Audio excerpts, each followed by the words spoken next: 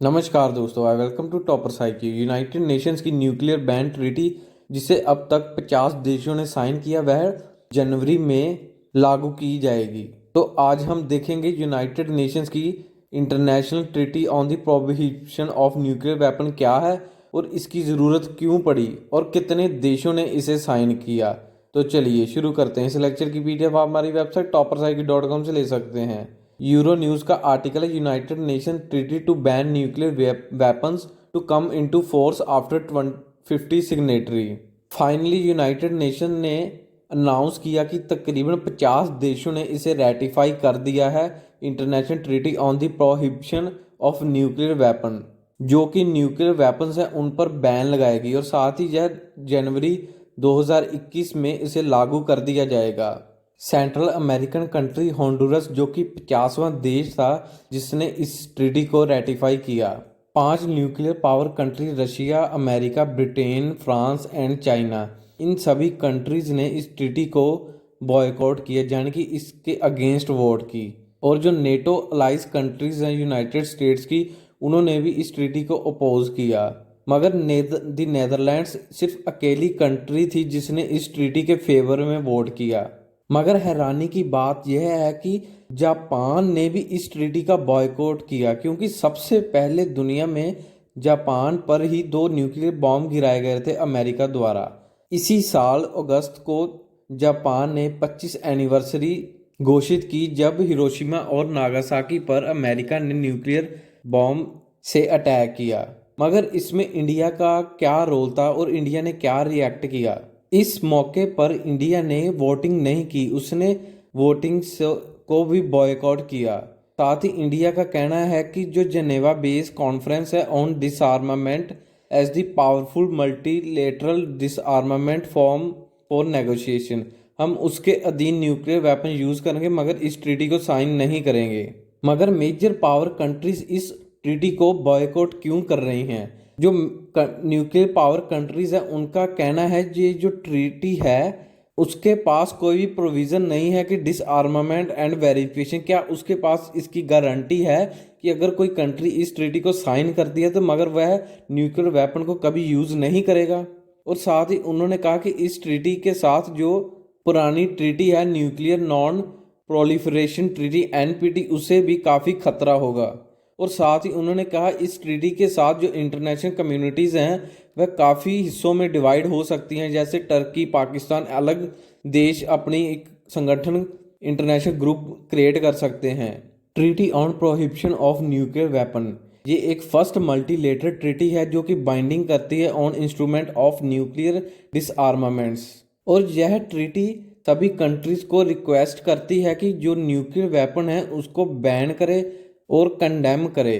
मगर इससे पहले जो ट्रीटी थी नॉन प्रोलिफरेशन ट्रीटी, वह जब इम्पोज होती थी तो काफ़ी कंट्रीज पर रिस्ट्रिक्शंस लगती थी, मगर कुछ हिस्से होते थे भी कहाँ पर उन्हें राहत मिल जाती थी कि वह न्यूक्लियर यूज़ कर सकते थे।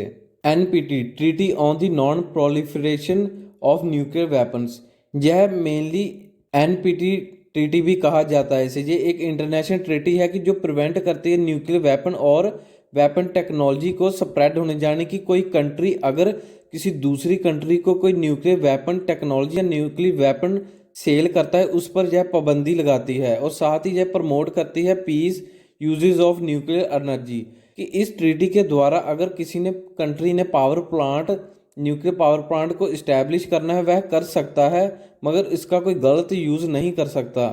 इस ट्रीटी को इस्टेब्लिश करने के लिए तकरीबन 18 देशों की जो कमेटीज थी ऑन डिसआर्मामेंट्स, उन्होंने प्रस्ताव रखा, जिसे यूनाइटेड नेशन स्पॉन्सर ऑर्गेनाइजेशन में इन जिनेवा स्विट्जरलैंड में किया गया। इसे 1970 में इस्टेब्लिश किया गया। मगर कुछ कंट्रीज होती हैं कि जो ट्रीटी को साइन करती हैं और कुछ होती हैं रेटिफाई भी करती हैं, रेटिफिकेशन। और कुछ कंट्री दोनों करती, साइनिंग भी करती हैं और रेटिफिकेशन करती हैं। इन दोनों में डिफरेंस देख लेते हैं। जो कंट्रीज किसी भी ट्रीटी को साइन करती हैं, जो उससे डील करती हैं, वह तकरीबन उस देश की सरकार उस ट्रीटी पर अपने सिग्नेचर प्रस्ताव पर साइन कर देती है। मगर जो रेटिफिकेशन होती है उसका प्रोसेस अलग होता है कि जब वह कंट्री उस ट्रीटी पर साइन करती है उसके बाद अपने पार्लियामेंट में उसका बिल पेश करके उस पर सभी मेंबर्स के दस्तखत कराकर उसे एक एक्ट के बेस में पेश करके उसको रेटिफाई करती है। इस ट्रीटी को 2017 में जुलाई के month United nation general assembly के सेशन में 193 मेंबर कंट्रीज ने इसे अप्रूव किया था, जिसके फेवर में 122 मेंबर्स कंट्रीज ने वोटिंग की। मगर उस समय नेदरलैंड्स ने इस ट्रीटी को अपोज किया, सिंगापुर ने एब्सटेनिंग किया, मगर जो ईरान था उसने भी इस कंट्री के फेवर में वोट डाली। मगर इस समय ईरान ने इस ट्रीटी को साइन नहीं किया। अगर 4 न्यूक्लियर पावर कंट्रीज देखें, India, Pakistan, north Korea and Israel, यह हर बार इस ट्रीटी को बॉयकॉट करती रही हैं, क्योंकि अगर इंडिया और पाकिस्तान के रिलेशंस देखें तो इस समय बहुत ही ख़राब है, क्योंकि पाकिस्तान किसी भी समय कभी सीज फायर कर देता है और कई ट्रीटी की उल्लंघना भी करता है। इसी साथ ही जो नॉर्थ कोरिया का है उसके भी काफ़ी डिस्प्यूट है, जो नेबर कंट्रीज है उनके साथ भी। जो इजराइल है, इजराइल के साथ भी काफ़ी, जैसे पैलेस्टीन है उसके साथ काफ़ी पुराना इशू चल रहा है।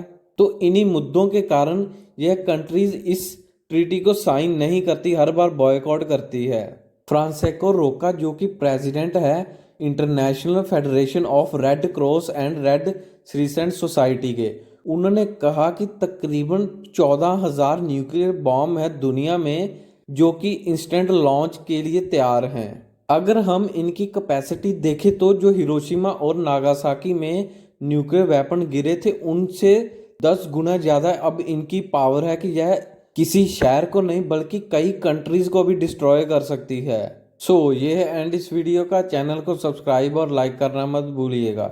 धन्यवाद।